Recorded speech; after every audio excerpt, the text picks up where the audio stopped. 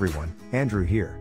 Today I'm gonna show you how to bypass the factory reset protection on any Android phone. Now, here's the exciting part. The method we'll be using is completely free, simple, and easy to follow. I'll be guiding you through each step so that you can easily do it yourself. By the end of this video, I guarantee that you'll be able to bypass the factory reset protection on any phone with a 100% success rate. So, let's jump right into it. Okay, so the next step is to use this website to remove the factory reset protection lock from your Android phone. To do this, you'll need to provide 3 important details: your phone's exact model, its IMEI number, and a valid email address where you can receive notifications. Now, you might be wondering how to find your phone's IMEI number.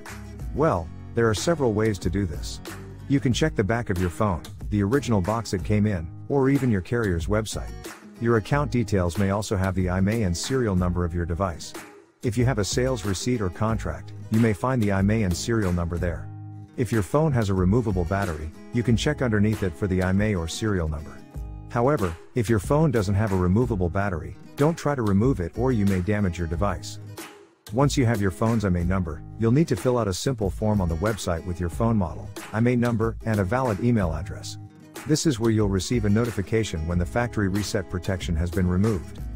After you submit the form, your request will be processed, and you'll receive an email notification when the factory reset protection removal process is complete. I'll show you an example of what the email should look like by logging into my personal email account. Here's the email I received, saying that the factory reset protection was removed. Let's open it up together.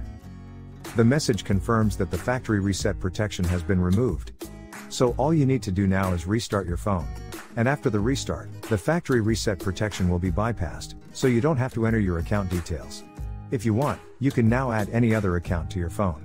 As you can see, it's very simple to bypass factory reset protection without installing any expensive software or using methods that erase your smartphone's data.